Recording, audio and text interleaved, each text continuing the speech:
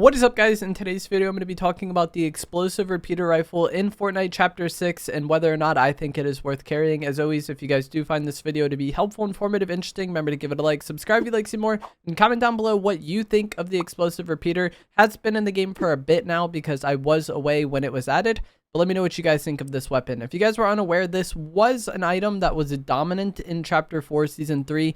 The Chapter 4 Season 3 Wild season, I think, is mostly remembered for being, you know, not only a jungle, but being the explosive repeater spam season. This weapon, when combined with a pump shotgun, allows you to basically double pump with them, alternating shots between the pump and then swapping to the repeater and then back to the pump. And since it's explosive, you don't even really need to hit the person you're looking at. You can just hit the ground next to them, get like 40-ish splash damage, and then swap back to your pump and hit another hopefully good pump shot. So if you hit, you know, a solid pump shot to open the fight, swap to the repeater, 40-ish damage, and then swap back to the pump for another like 100+ damage shot. Ideally, that's what would happen, and you would kill people very quickly. Obviously, it doesn't always work out like that because shotguns in Fortnite can be, you know, inconsistent as far as damage goes.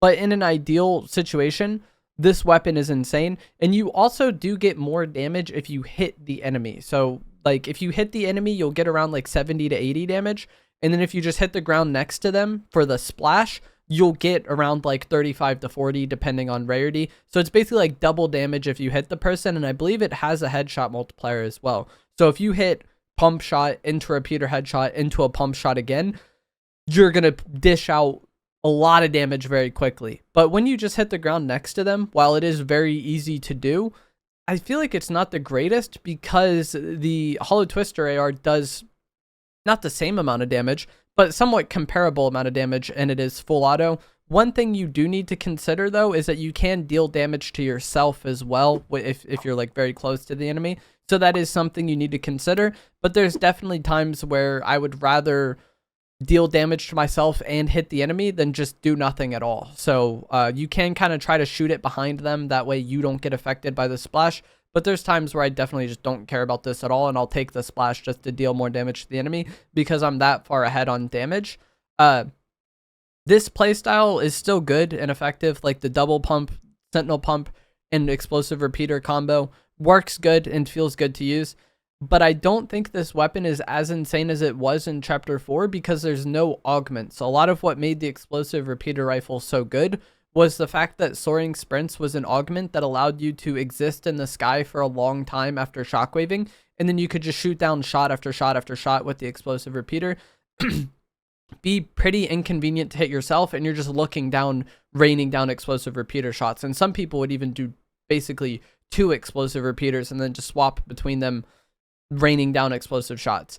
Since there's no more soaring sprints and there's nothing like Flowberry Fizz in the game right now, that aspect isn't as insane, and that was what I thought was most insane about it back in Chapter 4 Season 3. The double pump aspect was good, but the fact that you could just sit in the sky and rain down shots with it was what was most busted. And then I believe on the go bag augment was maybe in that game, so you could get shockwaves very conveniently. There was an augment that made it to where you marked enemies anytime you hit them with explosive damage, and that, you know, comboed well with it.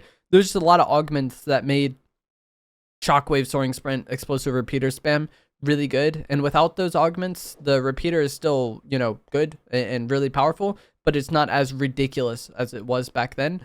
The fact that it does splash damage is also really good against people in cars, because if you hit close enough to where the enemy is in the car, you can deal damage to them through the car. And it's not like a life-changing amount of damage. Like I said, it's between like 30 and 40 damage, but that matters, especially if you have them weak already. If you have someone quite weak and then they're trying to run from you in a car and then you're tagging them through the car with the explosive repeater, that is another situation where like it just makes fights much easier than they otherwise would be. And you can also use it to hit people from behind cover or in bushes, depending on where they're standing on their cover. You can kind of get splash damage on them around their cover if you're able to shoot on the ground close enough to where they are. And this makes any time that you're above an opponent really ideal for this weapon. If you have high ground and you're looking down on somebody, it's much easier to get that splash damage on them or around their cover. And that was what made the soaring sprints playstyle so good, was you were constantly shooting down, you know? But that can still happen depending on the situation. If you have height on somebody it's really easy to get splash damage on them or on their cover. And this can maybe be enough for you to finish the fight on somebody if you like beam them with an AR and then they go behind cover, or just soften them up for you to be able to push. And it also works well on hitting bushes depending on the angle you have. Again, if you're looking down on the bush, really easy to get splash damage on there. But if you're looking like head on, it can be pretty rough to actually hit people through the bush. It really depends on the angle you have. And I think this weapon is really good, and I didn't mind using it today. Like it's definitely solid, and that playstyle of pump repeater can be really effective in close range, especially if you actually hit them with the repeater shot. If you're only hitting the ground next to them, it's kind of iffy, but it's still good. But if you're able to hit the enemy head on with it without damaging yourself too, and then swap back between that and a pump rapidly and hit shots each time, you're gonna dish out damage, like a lot of damage really fast in close range fights, and it's gonna win you fights very quickly.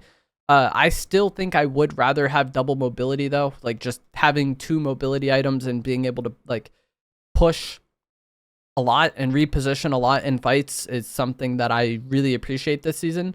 And the way I was playing, I was dropping one of my mobility items for the repeater. And you could just drop your heals and just do like pump, twister AR, explosive repeater, and then double mobility. But I don't like doing that. I'd rather have, you know, my heals as well. So I end up choosing between either running double mobility or running the repeater. And I think at the end of the day, I would rather run double mobility than have the repeater, even though it is very good. Like I don't think it's bad. I think it's definitely effective.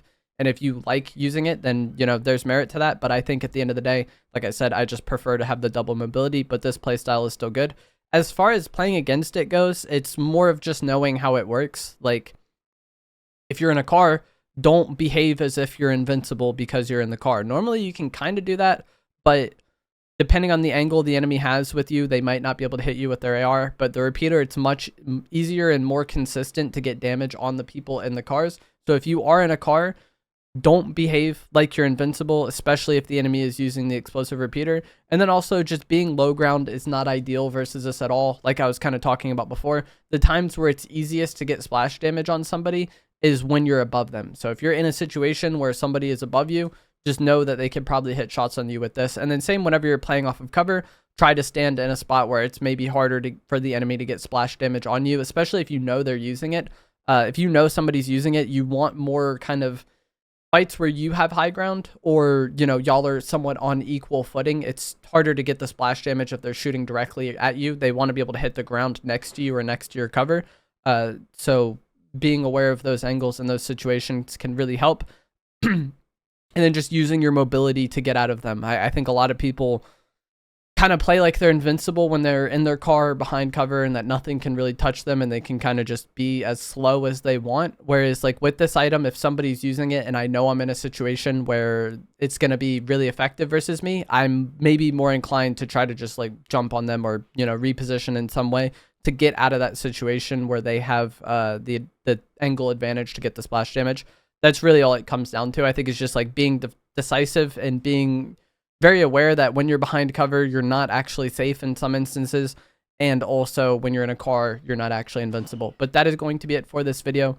And that is going to be it for this video. Let me know what you think of the explosive repeater rifle returning in Chapter 6 and if you're going to be using it. And as always, if you guys did find this video to be helpful, informative, interesting, remember to give it a like, subscribe if you'd like to see more, and I will see you guys in the next one. Thanks for watching. Heal you faster. I threw mine because I wanted to heal as fast as possible because I thought I was about to get third-partied. But it doesn't even feel like it's going that much faster.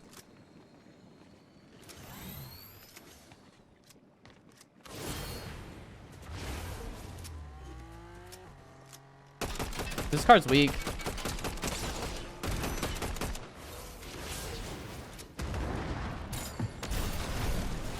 This is a mess, man.